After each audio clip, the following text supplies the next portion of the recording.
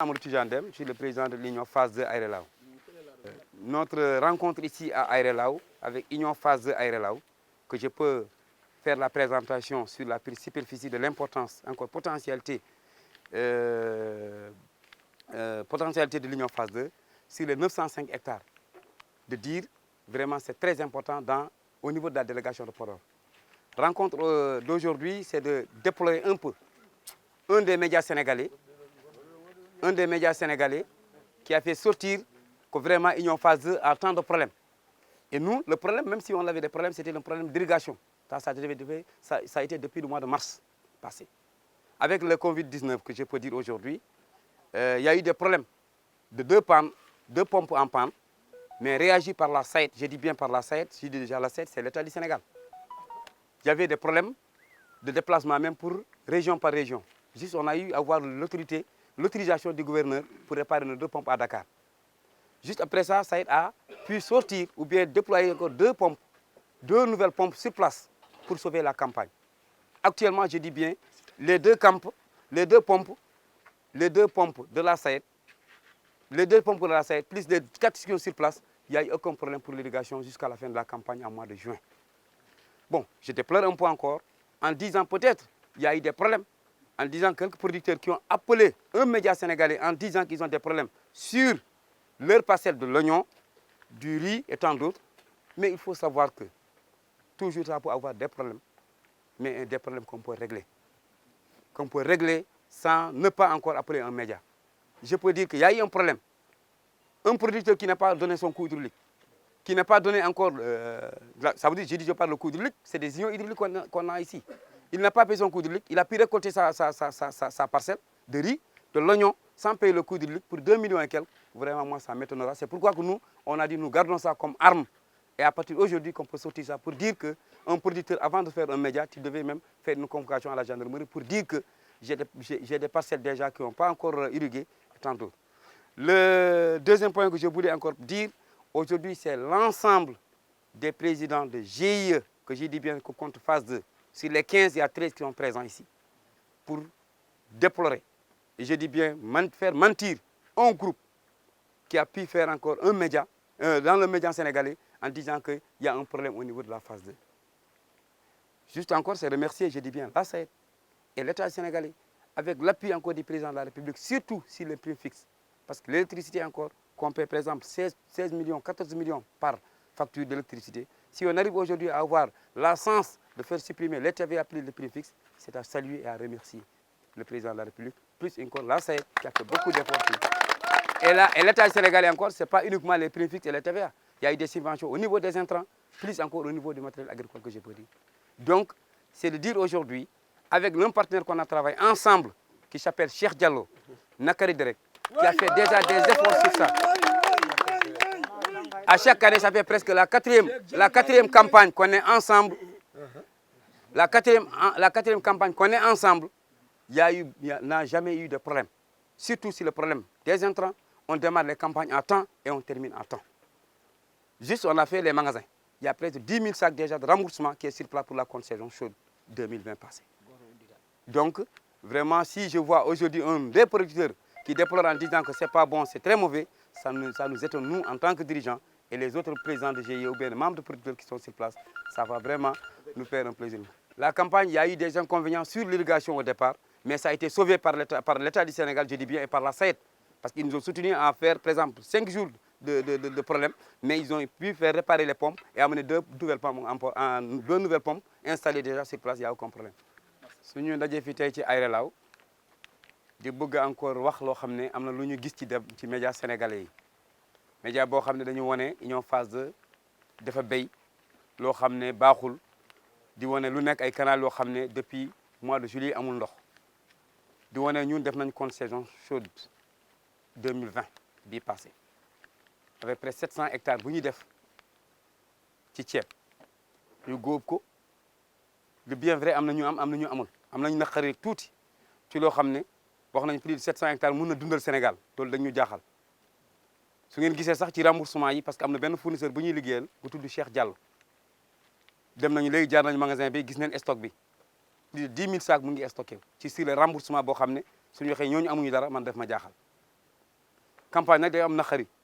day am lu baax encore mais suñu waxee encore lépp baax na ñëm doon filmer encore canal yoo xam ne dañ ko béyul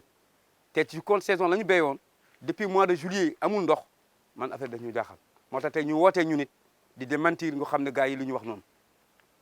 union phase 2 sur les 13 GIE 15 GIE yu am 13 GIE tey ñu ngi fii ak seen président ñoo ñëw tey ak seen producteur di wedd loo xam ne wax nañ ko di wane encore suñu naqari encore loo xam ne di wax état Sénégal deful dara ci Aéré union phase 2 Aéré Lao ci lu ñu xam ñun Aéré Lao compte plus de 1200 hectares ci ñaari kiwet yëpp man am naa ci 905 hectares boo xam ne man maa ko jiite beneen 365 hectares boo xam ne Thioye moo ko jiite ñoom béy nañu hivernage ñun ñoo benn compte saison ñoom ñu béy hivernage te ñëpp producteur la ci Aéré Lao la am nañ encore 60 hectares yoo xam ne PRACAS la SAED moo ñu ko yokkal mu ngi ci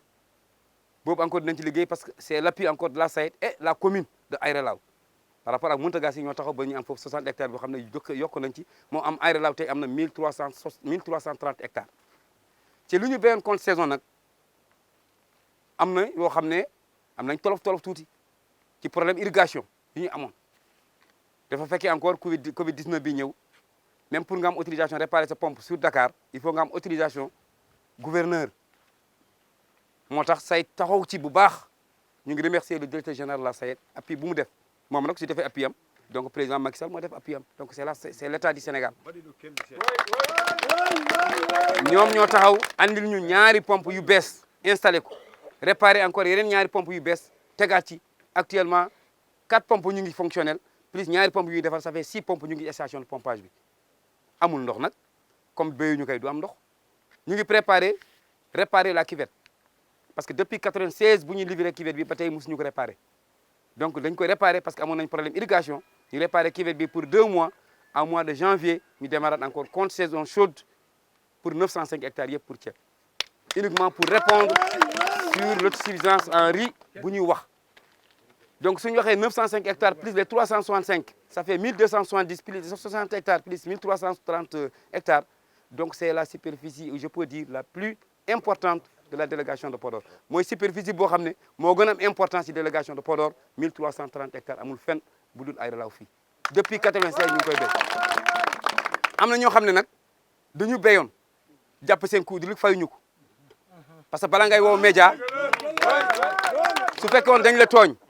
da ngaa waroon dem feneen porter plainte loolu nga woote média da ngay porter plainte nga naan man yàqu la naa nangam ñi ñoom waroon jox ndox joxuma la ndox mais yaa ngi téye sa xaalis fayoo coup di ba tey ba récolter yóbbu sa kër di lekk ñaari campagne contre saison froide contre saison chaude di lekk ceebam di lekk soblam bi ñu ci defoon ak leneen ngay naan nañ la fay encore sa droit loolu man def ma jaaxal balaa ngay def dara da ngay def sa devoir nga laaj ci sa droit mais su fekkee téye nga sa xaalis fayoo coup hydraulique loolu dañ ko téye pour arme parce que 2 millions mënul tere union bi dem moo tax ñu bàyyi ko ñu téye ko pour ñu mel ni su ñëwee ñu wax ne nii ñi ñuy wax fa ñu sax seen ndox ñu ngi koy téye te teruñu encore campagne bi jeex na te ñoom amoon nañ ndox dugal seen seen tool ba récolté yóbbu seen kër kenn waxul dara donc soo toogee te di wootee média di wax ñun dañ lay démentir déjà parce que ak suñu partenaire bu ñuy liggéeyal loolu soo waxee amuñu dara dañuy jaaxal à toujours nag remercier encore président de la République appui bu mu def surtout sur les primes fixes des factures d'électricité parce que on arrive à avoir ñun dañu am ay factures yoo xam ne c'est des factures yoo xam ne dafa cher c'est des factures de 16 millions 14 millions par mois je dis bien par mois donc suñ ko supprimer si prime fixe supprimer TVA loolu dañuy remercier président de la République Macky Sall day wane encore du la rek la subventionné du la rek la dindi parce que subvention bi rek doy na waaw côté engrais bi côté moissonneuse matériel agricole bi côté yëpp la subventionné donc lu ñu koy remercier appui bu muy def ci SAED donc ça veut dire egg na si ñun yëg nañ loolu lañ ci bëggoon wax tey di wane encore président de GIE yëpp ñu ngi fi ñoom ñëpp répondre nañ di wane ñi waxoon leneen du loolu lii moo am. Djibril Aliou Thioye laa tudd président union Aéré Lao phase 1 union Aéré Lao phase 1 mu ngi yor 365 hectares temps bu ñu commencé béy c'est en février 94 la ñu commencé béy ba maintenant chaque campagne dañu béy amoon nañu rek tuuti ak CNCA yàlla dimbali ñu seet dimbali ñu gisaat keneen un projet bu tudd Naka Deret Cheikh Diallo ñëw fii ñu waxtaan ak moom juboo ak moom ñu def contrat ak moom ñu di béy ça fait mooy 3e li ñu béy première campagne bu ñu def yàlla def na ni am nañu fi lu ñu gëjoon gis depuis première campagne 120 hectares 120 sacs par hectare wala 130 sacs par hectare daaw am nañu rek tuuti manqué na ren yàlla mën nañu may ñu àgg loolu wala bu ñu manqué encore du bari donc du ñu sant yàlla sant gërëm rasulullah sallallahu alayhi wa sallam gërëm sayet ni ñu dimbale bu ñu indil un fournisseur wala prestataire bu ñu dimbali ñu am lu ñu liggéeyee. soo mënee gërëm état Sénégal bañ a wax sayet xam nga sayet mooy état. état bi dañ ci ñëw parce que état bi lu ñu def ñoom ñoo def cuvette bi bu ñu taxaw tey taa am ni Abdou Diouf état bi moo ko def benn dërëm paysan demu ci 30 milliards la ñu def njum jomandu ay la 30 milliards ñu def vie temps fait seet kay mooy l'état kay mooy mbir bi l'état kay moo indi yëpp parce que bu amul woon amuñu fu ñuy béy l'état kay mooy wante temps bu ñu béyee bu ñu defee bu ñu paree l'état ba ñu dindi seet technique suñu lok ñun bu leen seet kenn bu leen waxtaan ak kenn du ministère du directeur waxtaan ak seet lépp lu leen jaaxal laaj leen seet taxaw ci loolu dimbali ñu ci loolu def loolu ah lépp lu ñu laajte rek ñu ngi taxaw ci suñu wet lépp lu ñu laajte ñu ngi taxaw ci suñu wet yàlla ma ñu nag Naka Deret ñëw fii lu ñu gis ci moom nag lu baax la ma ne première campagne am nañu ceeb bu baax deuxième am nañu tuuti rek bii alhamdulilah yaakaar nañu encore dañu amaat lu ñu amoon parce que day béy au temps indi benn machine juróom-ñaari machine béy ko au temps dans 20 jours 15 jours nga jeexal day indi jiw au temps ndox day ñëw au temps engrais day ñëw au temps produit day ñëw au temps donc dara du manqué boo commencé jiw au temps da ngay góob au temps actuellement balaa sedd ñëw nit ñëpp xëy dañu xam dañu góob